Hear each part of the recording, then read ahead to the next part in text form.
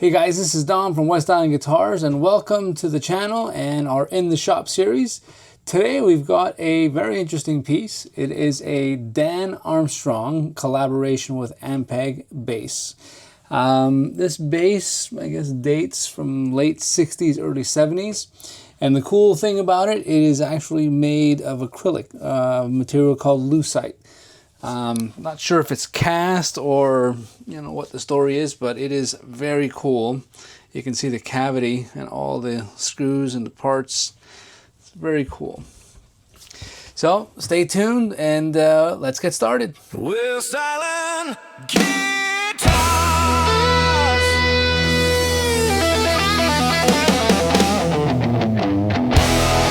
All right, so the first thing we see on this bass is that the action is extremely high. We don't have to measure it, just visually it is extremely high. It is a lefty also, but we can see here that it is literally off the scale at just even over 4 millimeters. I don't know if you can see that, but it's extremely, extremely high.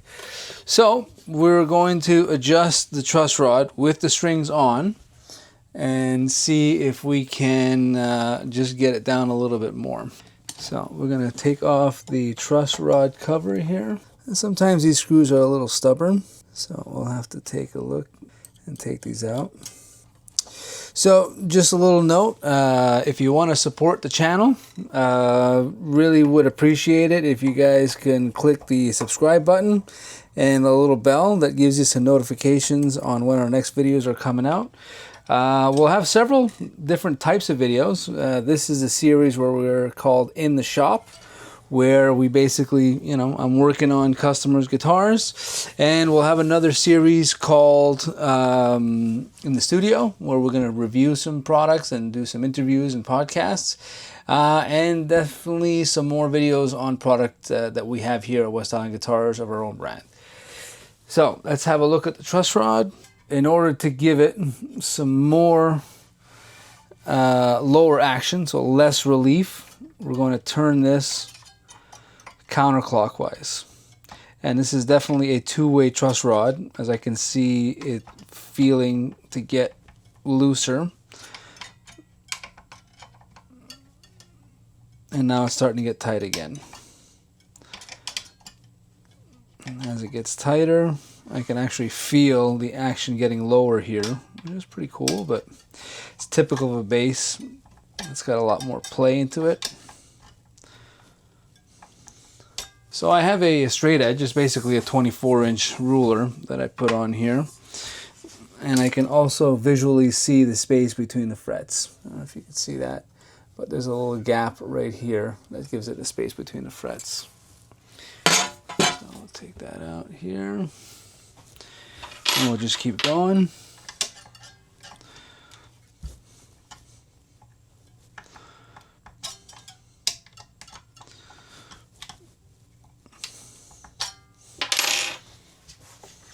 Now if we measure this, like visually it's definitely better, but if we measure, like we were way off the chart before, like around 4.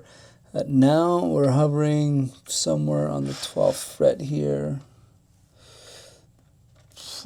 I'd say just under 3.25, which is still high, but we're going to keep that going. So now it's starting to get a little harder to turn the truss rod. So a little trick I use is just basically untune here. And by doing that, it just lowers the tension on the strings and therefore, giving some more play in the neck. That's getting a little bit easier. And again, so I've been doing this a long time, but I'm already at the limit here. I can see the whole neck flexing a little bit, even with me holding it. So I don't want to go any further than that. So even though this put some tension back on the strings here, we'll give it a measure. Oh yeah, that is definitely better.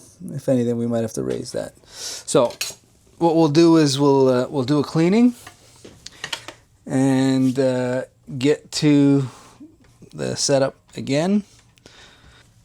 And we'll be putting back these customer strings because they're fairly new, and the customer doesn't want to change the strings, which is very common with basses. Like some strings could last 10 years if you can take care of them. So it's not uncommon to keep bass strings on for a long time. And in fact, many players prefer used or older strings because it gives a lot deeper tone. Oh, that came out. So let's fix that.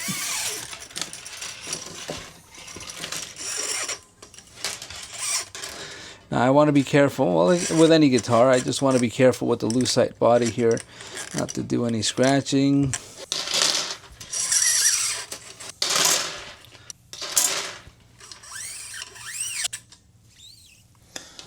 Okay, so now that we've got that off, so we see here that this little piece came off, which is the saddle, so we're going to kind of put that back in so we can do some cleaning, it doesn't all fall apart. Now, before we keep going here, I noticed that these knobs are a little loose. So we're going to take them off.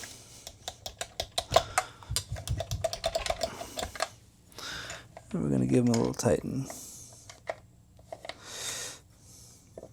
Okay, so I don't like that. So there's no lock nut behind it. So if we see here, okay, as I turn this, everything turns with it, which means that if I turn, all the wiring behind it will turn with it, which we don't want that to happen.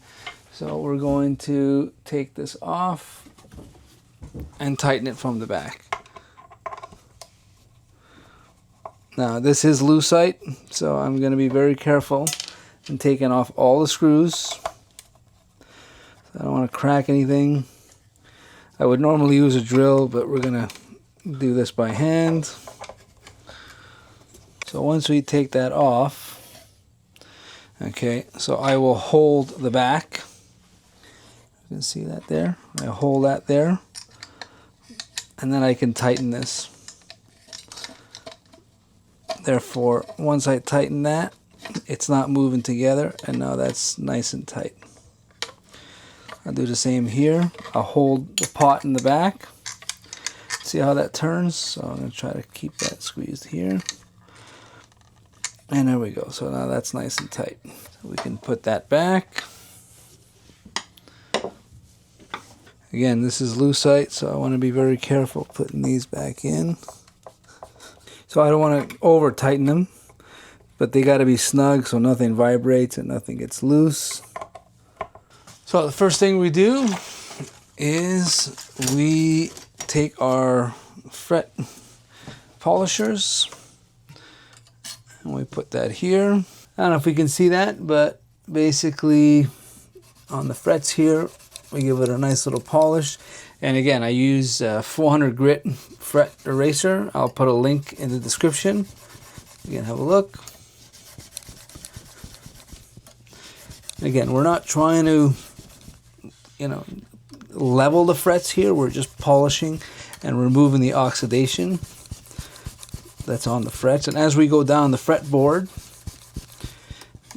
definitely the frets that don't get used as much have more oxidation. There we go. So now they're all nice and clean. Put this guy back. So, like I've done in some previous videos, I'm using Murphy's oil cleaner. So it's very diluted, but it is oil-based, and I find it works really well to remove a lot of the gunk that is on the fretboard. So we don't put too much, but just enough. And I've got basically a soft bristle brush that I just in a circular motion just loosen up all the dirt. And as that dirt gets loosened up, just kind of work it in there. So we'll just use some paper towels just to wipe all this down. And you can see there's quite a bit of dirt on there. So we want to just take that out. Okay, next up we will clean the body. I just use a light cleaner, and I don't put anything directly on the body. Get all the dirt and dust everywhere out of here. can tell you it's pretty cool. Working on a guitar, you can see right through. It's very interesting. So I'll use a little Q-tip in here and just basically get in here so we have everywhere in the cracks, that we remove any of the dirt and dust and buildup that's in here. For a bass that's this old, this is in really good shape. You can see there's not too many scratches, actually very little scratches to be honest. Alright, so we talked about the tuning pegs being very loose. Kind of roll this here. Alright, so we're going to tighten those. And we can see that like they're very, very loose. So we just use our little tool here. So again, we want to be kind of delicate with this. We don't want to over tighten, but tighten it enough that is going to prevent any vibration. If we over tighten this, these are very fragile. They will break very easily, and there's a lot of force that I can apply here. So very gently, and again, everything's nice and tight, so that works. Okay, and I can see these tuning pegs are also loose, so we can tighten those guys up here like this. Okay, so next thing we do is we oil the fretboard. So I'm using what's called a the Dario Hydrate fingerboard conditioner. So I like to really put it on. In that case, just cover everything on the fretboard, in between all the frets. Just kind of weave it in there. Now I am using a cloth that has plenty of oil on it, so I don't want to make it too oily that it gets sticky, and you want to make sure it's oily enough that we get some penetration inside the wood. Keeping the wood hydrated, prevents shrinkage, and the shrinkage is what gives us, fret buzz and fret wear and everything that, is not supposed to happen with the guitars. Okay, so now that we've got that done, okay, we can start putting the strings back. All right, on a bass, I mean, we know the strings are, visually you can see which ones are your low E to the G. It's very simple. So we put our G first. All right, we're going to go with a D. A. And we got our low E. All right, so we put this in here. And so I slot this in here.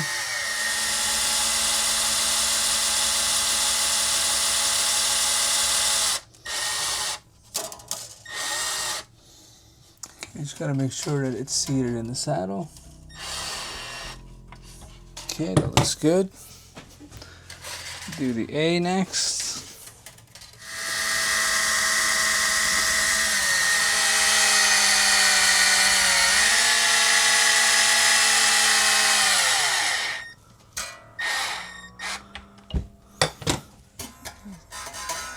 So we can see here that the pickup height is very high because it's touching onto strings.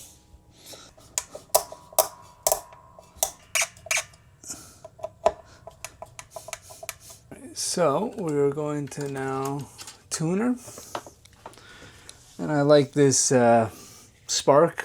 It's really cool. Can we see that? There we go. Spark Super Tight. This is a I find one of the best tuners on the market. Works really, really well.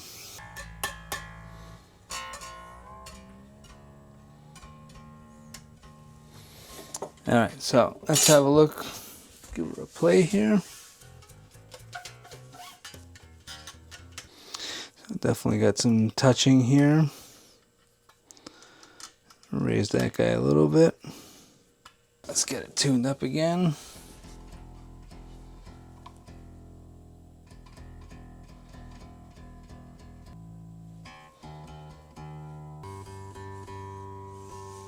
So if you guys are enjoying the channel, don't forget to hit the subscribe button and, you know, stay tuned for some more videos. So we'll keep going on this one.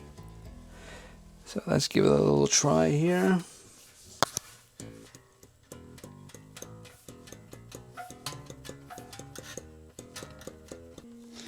Yeah, it's not bad. I like that. So now that we've got everything pretty good on the action, let's check our intonation. So, and basically the intonation is we want to get the open string. We want to have the same tuning as we do on the putting our finger on the fret, the 12th fret. Yeah, that's not bad. That's pretty good. Spot on. Very cool. We'll put our knobs back on here. Okay. Now again, I am not a lefty, but I can play a couple of things on here. All right, here we go.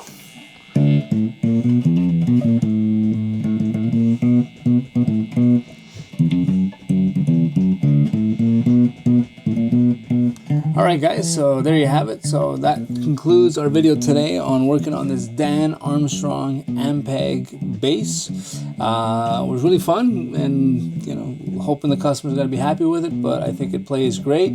And don't forget to hit the subscribe button and hit the little bell, and you'll be notified for lots more great videos coming. And again, this is Dom from West Island Guitars saying keep rocking and peace out guys.